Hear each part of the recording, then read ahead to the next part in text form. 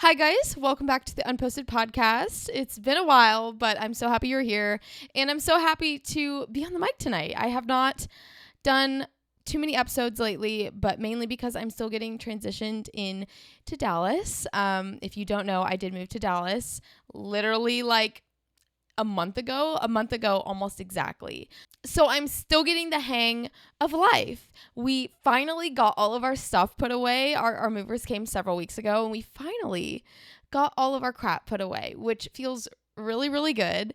That time where it's like you move and it's like everything's in boxes, but you still have other stuff to do. So it's not like you can just like take a week and like organize everything perfectly. Like it takes time. So that's where me and George have been. Like we've been unpacking and, taking it box by box, like trying not to put too much stress on ourselves because I'm somebody that gets stressed out over like little things that I'm like, okay, I need to put this box away or I need to put everything away right now. And if I don't, then, I'm not going to be able to do anything or I'm going to have a freaking panic attack. Like that's how ridiculous I am with cleaning and making sure things are in order. So it feels so good to finally have all of our crap in order. So that's where we are now. We're still getting in the hang of life in Dallas, what our work schedules look like, meeting new people, kind of trying to form a community here. We're definitely going to need to get out there a lot more because we don't have any friends here. So we have like a few friends, but like it's always weird moving to like a new place that you don't know anybody. It's like you have to start from scratch again. And sometimes like making friends in adulthood is almost more difficult than when you're a kid, because when you're a kid, you're just like thrown into situations where, you're around kids and you're like forced to be their friends basically. But when you're an adult, like you can literally just sit at home and like not go out or not socialize, and like people kind of already have their friends, so a lot of people aren't open to making new friends. So it is a weird period for us, but we're excited for it and I'm very happy that I have him for the ride. But what I wanted to talk about in this episode, by the way, I'm so decked out in like fun, bright colors because I had 2 auditions and I had to be like bright and fun and like show my personality in my clothes. It was like over the top, like goofiness. So I'm coming from that and I don't feel like changing. So you guys get the fun pop of color, Liz. But today's episode, I've gotten a lot of questions like, why Dallas? Why did you move to Dallas? Why did you move to Dallas? And, there's a lot of reasons why we decided to move to Dallas. And us moving here was not an overnight decision. We've actually been considering and thinking about this move for quite a long time now. So it just finally was the perfect time to happen. And if you didn't check my last episode, I kind of talked about, my life in the last couple months, why we kind of initially made the move. But there are some deeper reasons why we moved to Dallas, or why I wanted to get out of LA. Not even move to Dallas, like why I wanted to get out of LA. And this is the episode that I'm going to kind of break that down because it's a lot, actually. It's a lot. And I want to, again, I'm open. I want to be honest and vulnerable with you guys. I love LA and I have a special place in my heart for it, but it was time for me to leave. And I know a lot of people who also feel the same way. So I think just like talking about it to the people that don't live in LA, that kind of glamorize living in California and living in Los Angeles or living in Hollywood or pursuing entertainment. It's very glamorized, and I promise you it's like the farthest thing from glamour. And we're going to get into that a little bit today. So I have my bullet point checklist. So the first reason, I don't know if you guys know this, but I grew up in Coppell till I was, I was young, but I did spend several years living in Coppell, which is a suburb of Dallas. And I always wanted to come back here. I always wanted to end up back here. I'm a big Cowboys fan. I'm a big DCC fan. I watched them growing up. Like I have always wanted to end up back here, and I knew that one day I was like, you know what, if I ever move out of LA, like I'm gonna go to Dallas. So that wasn't a question for me. It was more so when, right? And me and George, like we just got engaged. By the way, I forgot my ring. I couldn't wear it dancing, so it's in my other room. So I'm just not wearing it right now. We just got engaged, so we just felt it was the right time to kind of start a new journey and a new chapter. We've both been in LA for 10 years, and there's a lot of reasons why we moved out of LA. And it really was, for me, I have never seen myself raising a family in Los Angeles. And I feel like I'm getting to that point in my life where I do want to settle down. I don't ever want to settle down. I hate that term, but like I do want to buy a house one day, and LA pricing is quite outrageous. So I didn't see myself purchasing a home there, even though I've done that before in Santa Clarita, but that was a different chapter. I don't see myself living there forever, and I definitely don't see myself raising kids there. So yeah, it was the right time. I'm 28 years old and I'm ready for a new chapter. I'm also ready to be a little bit closer to my family, so the flights aren't near as bad. If you know me, you know I have like terrible flight anxiety. I hate flying. I'll do it, and I do it all the time, but I love that I'm only an hour and 20 minutes on a plane to my family. So just time for a new chapter. And it was just a gut feeling. It was like, you know what? It's time for the next journey, and LA will always be there. If I want to go back, if I miss it, if we miss it, that's what I love about life, is like you can do whatever you want. You don't have to stay in a city you don't want to stay in, just because you're afraid of what other people are going to think about you moving. You can always go back. Like there's no rules.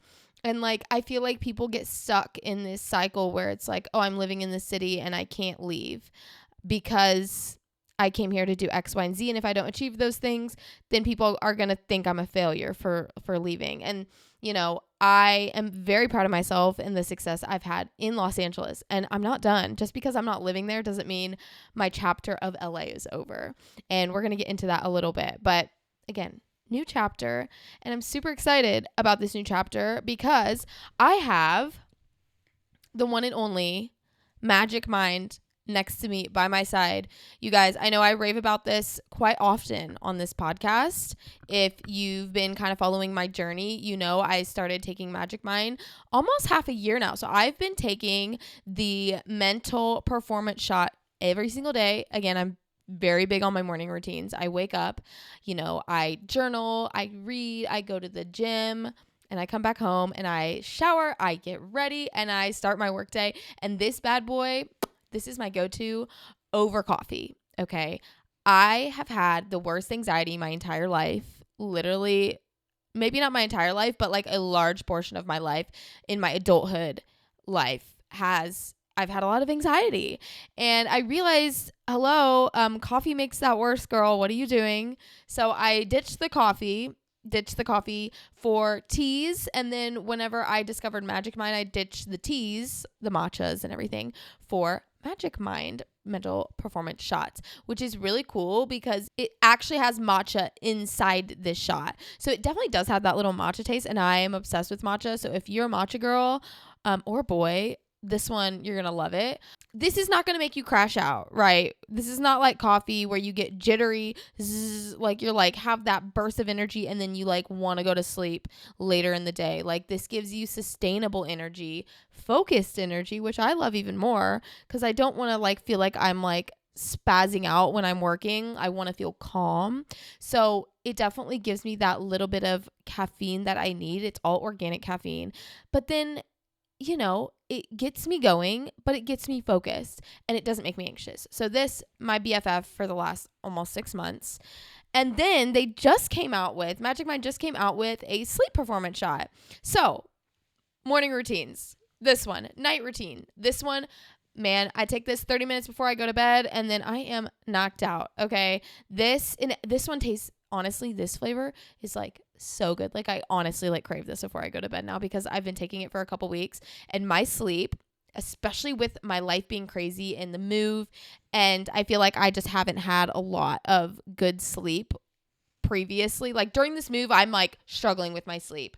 But this has helped me get back on track. Thank you, Magic Mind. Helps me fall asleep faster. It improves sleep quality, and we wake up ready to go, because if you get a good night's sleep, then you're going to be ready for your day in the morning, right? And then you take this bad boy and it's just like a killer combination.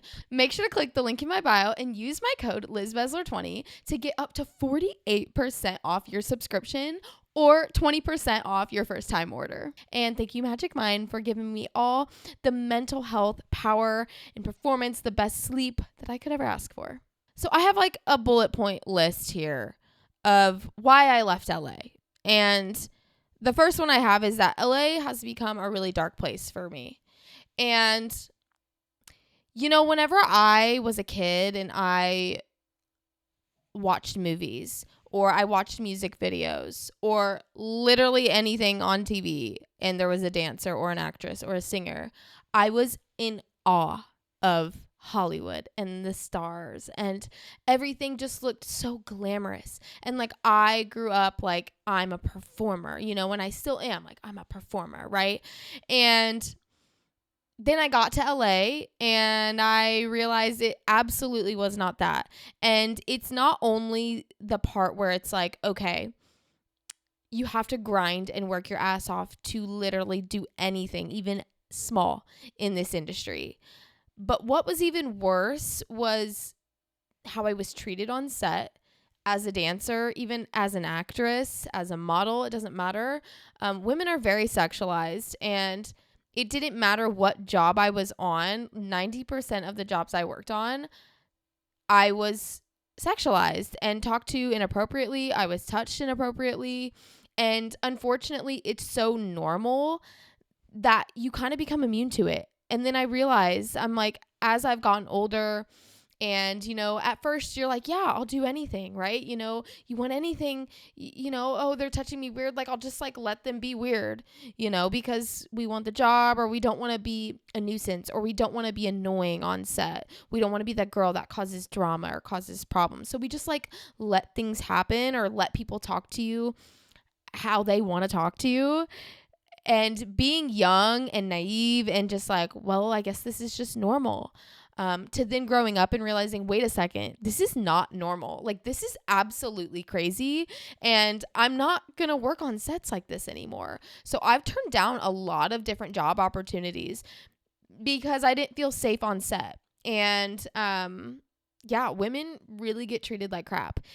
LA wasn't a safe space for me anymore. Like, even going out to clubs, and like I did bottle service for like a little bit because it paid well and it wasn't hard. It was easy work. And just seeing how people interact with people just gives me the ick. Like, I'm like, everybody is so revolved around sex, drugs, and money. It's like you cannot escape it. It is everywhere. And you know, whenever I moved to LA, I like almost cried. Like, my dad told me, he's like, don't let Hollywood change you. And I was like, Dad, I'm not going to let Hollywood change me. You know, like, what, are you crazy? Because I didn't know what I was in for, right? Like, I'm so grateful for like standing strong to who I am and how I was raised, because being in that environment every single day for 10 years, like, I'm surprised, like, I didn't get caught up in the money, in, you know, in the sex, in the drugs. Like, I stood firm in that, and I'm, like, so proud of myself for not getting involved in anything super crazy. Like, I did go to a couple parties where I was like, I'm not drinking because I don't feel safe, and, like, I never really cared to be like the party girl ever in my life. So I was not one of those girls like falling all over guys in the club. Like, I definitely have like always been super conservative and like so aware, because I know shit can happen when you're drugged, when you're a woman, when you're with friends. Like, literally so many bad things can happen when you're a woman. And as I've gotten older, I've just realized I have to watch my back everywhere I go.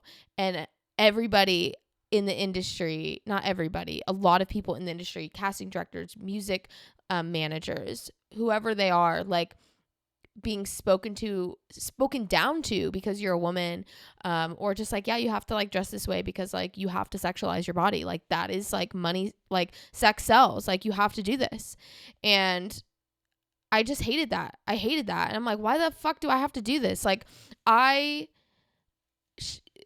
don't feel comfortable doing this. Like, sure, have I danced sexy and dressed sexy and done like, the sexy type of jobs? Sure.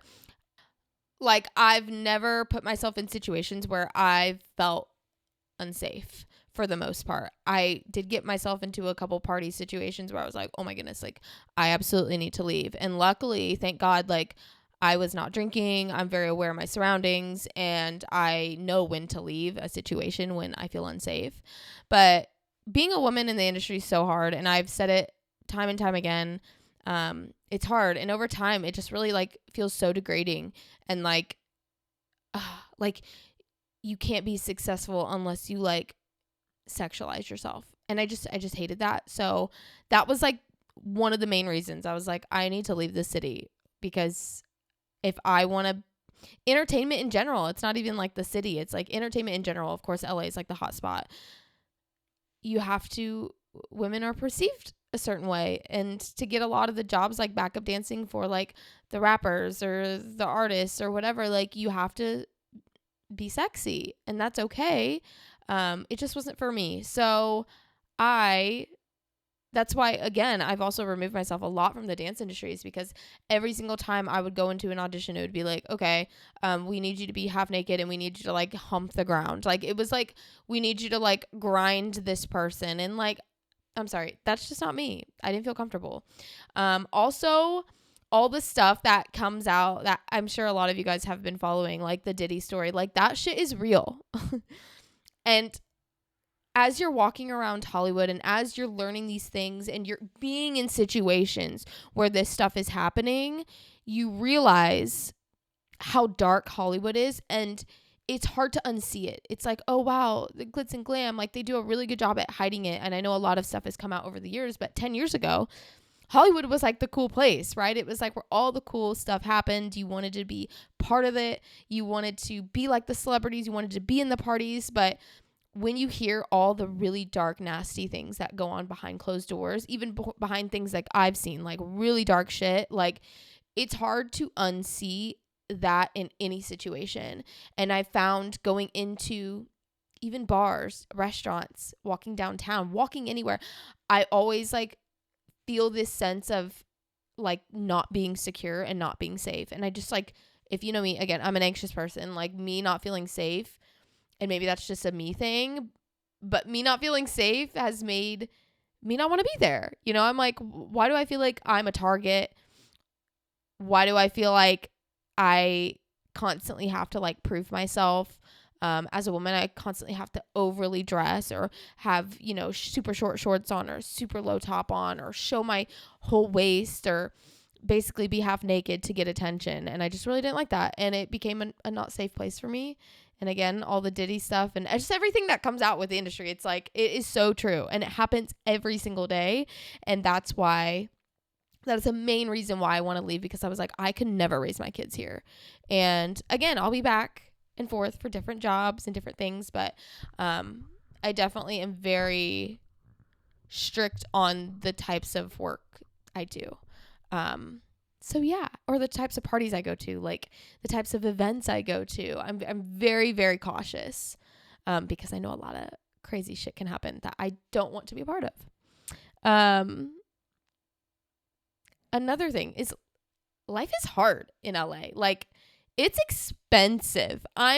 We're literally spending half of what we spent in LA for a 2-bedroom apartment. We have a 3-bedroom house here. That's like, we have our own garage. Like, we have so much more square footage. We're paying half of that for a house here. So it's expensive, and it's not just living. Like, it's not just your apartment. It's the insurance, it's the groceries, it's the going out lifestyle, it's going everywhere and having to pay $20 for a parking garage. Like, it is literally anything you want to do in LA. Like, you definitely pay for everything you want to do in LA. So I'm just like, especially for people like me and George, we don't like go out and party that much. So it's like, what are we doing? Like, we're not there for the nightlife, like we could do this anywhere. So that's another reason why we left. another reason for me, as me and George are like sitting there, we're hosting, we wanted to host Thanksgiving last year, and we sat there and we were like, okay, so who should we invite?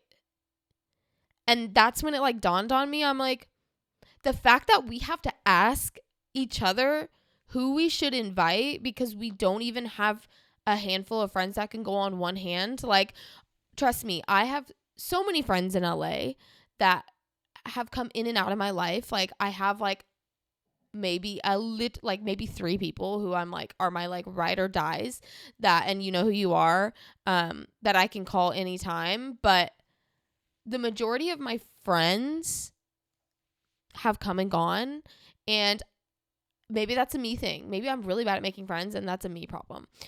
But I've found that having true genuine friends like just come over and like be there for me when I'm like having a hard time, or like maybe I'm not feeling well, or like maybe whatever's going on, I'm having anxiety, or I'm going through this, or I'm going through that. I didn't really have any of those people to like call on. I had a couple, but like other than that, it was like I've been in LA for 10 years. I should have a whole freaking clan of friends, like at least like 5 solid friends. And what I've realized is like people come in and out of your life for different reasons, and a lot of those reasons are opportunistic, and they come into your life because they think that you're going to offer them something, and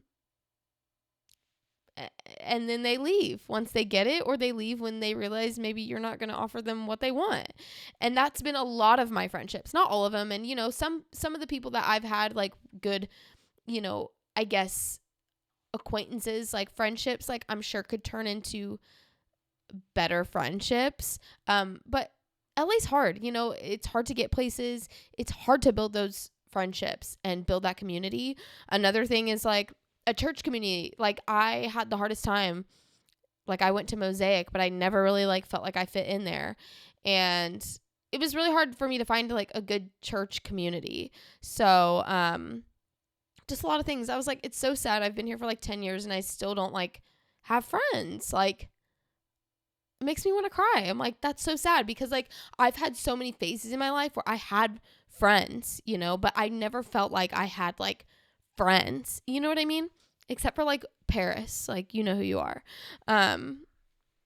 Yeah, like other than that, it was like always like in and out, or like situational, or like people fall off. Like having that like ride or die like friend, I just like didn't really have. And maybe that's my fault too, because me and George, like George is my best friend, and like before George I was in a relationship, like but even like my friends from my past relationship, like they've died out, and it's sad. They were great people. Like I'm just not like this, and I'm like, I just want to find a community that like I'm good friends with for a long period of time, and hopefully Dallas can provide that for me. But I just find LA is very hard to make friends. Like you meet so many people. Like I know so many people, but I wouldn't call 95% of them friends, if you know what I mean. So again, maybe that's a me thing. Maybe I suck at making friends and it's really just me. And I'm also like acknowledging that, because I'm not the most like, I'm like have a lot of energy, but I'm not like the most extroverted, like want to go out kind of person. So maybe it's on me, but that's just how I felt. I'm like, I feel like a lot of people, especially like with George and seeing his friendships, like so many have been so opportunistic that it just sucks, and it just makes you feel really sad, because you want to like feel like a city's your home, and it's not going to feel like that without really solid friendships. And last but not least, I can freaking work from anywhere. And kind of going back to what I said at the beginning of this podcast, like I literally can work from anywhere with my job. Like me and George, we work in production. We're literally like, we can literally go back to LA anytime. Like I still get auditions from my agency. I do all of my self-tapes online. Everything since COVID has like transitioned online. Like I don't even have to be in person for auditions anymore. And that's what is like so freaking cool about the world these days, is like I'm right in the smack dab center of the country. Like if I have to go to anywhere, like I can be there. If I have to fly up to New York for a gig, I can be there. If I have to go to Chicago for a gig, I can be there. If I need to hop on a plane tomorrow morning for an audition in LA or a gig in LA, I can be there. It's like so easy and so accessible. And that's one thing like I've opened my mind up to is that, you know, I can have my home base in Dallas and still get to go to LA and be there for things that I want to be there for. So that's where I'm at. That's where George and I are at. Dallas is a home base for sure, but we're going to be all over the place. Like, I'm like, let's freaking travel the world and like do cool jobs all over the freaking world. And we'll just have a nice little cozy spot to come home to. Because you better believe like I'm still going to be back in LA, and there are beautiful things about LA. Like I've learned so much like about myself, and I know that like because I've lived in LA, like I know I can do anything because I've like freelanced, and I like start crying because like I'm like so proud of everything that has happened over the last like 10 years. And like I've really like molded as a person, and it was through like difficult times and like hardships and like failures and getting told no like hundreds and hundreds of times. I was not expecting to cry like this. Like literally like just getting told no and like comparing yourself to everybody in the industry. It's like, when is it my time? When is it my time? And then that time comes, and then it's like the best feeling in the world. I haven't even like talked on all the shit like, you know, that, I mean, it's like so much, like 10 years worth of like not giving up, you know, it's like, and me moving to Dallas is not me giving up, you know, and I think like people need to see it that way. Like I'm not giving up because I moved out of LA. I'm still in the same industry. I'm still doing everything that I had dreamed of doing. Like if I told myself, like my 18-year-old self, like the stuff I'm doing now, living in Dallas, she would be like, holy shit, like you made it, you know, and you don't make it because you move to a city or you have to move out of a city. It wasn't a choice to leave the industry. It was a choice to leave a city because another city felt more right for us at the time. And yeah, so it feels bittersweet, but like I know I'm going to be back like all the time. Like we already have like a trip set up. Like I literally can hop on a plane tomorrow if I have to, you know? So, but these tears are not from sadness. It's like, I'm like genuinely so proud of just sticking it out because it has not been easy. So, anyway, if you're going through a hard time, just know like you're going to be so proud of yourself later for everything that you've accomplished and the things that you've gotten through. I'm on my period now too, so that's probably why I'm like extra emotional. So, hold on. Let's dab my eyes real quick. Okay. Yeah, life in LA is hard, and I'm ready for a little bit more stability. I just want to be able to go to the grocery store without like feeling like it's going to take 2 hours to get there and like come back and pay for like $20 of parking or have to find a meter or street parking and go through traffic. Like I just am happy to be able to go down the street and get groceries or go to a freaking gas station and go inside a gas station and go pee. Like you can't freaking pee in a gas station in LA, and it just makes me so mad. You have to stop at a grocery store to go pee. So anyway, it's just like the little things, but yeah, that's today's episode. Those are like the reasons why we decided to move or make LA our home base. Again, I have Emily in LA, and I'm excited. I'm excited to visit LA in spurts. I feel like I'm going to love LA a lot more when I can visit it for the things I want to visit it for. Like for certain things that I have planned, like I'm going to be so excited to go to LA. But yeah, hopefully Dallas is our home base for a while, and I don't even know, like maybe George hates Dallas and wants to move. Like I don't know. I see myself staying here, so hopefully he does too. But yeah, that's today's episode. Again, guys, Magic Mind, my link is in the bio. Use Liz Bezler 20 for 48% off your subscription or 20% off your first time order. I love you guys so much, and if you have any like podcast episode recommendations, please let me know. I'm still like, I need to like find Dallas guests, and I don't know anybody here. So it's going to be solo Liz for a little bit. I have a couple more episodes to drop back from when we were still in LA. Some 2 amazing podcasts.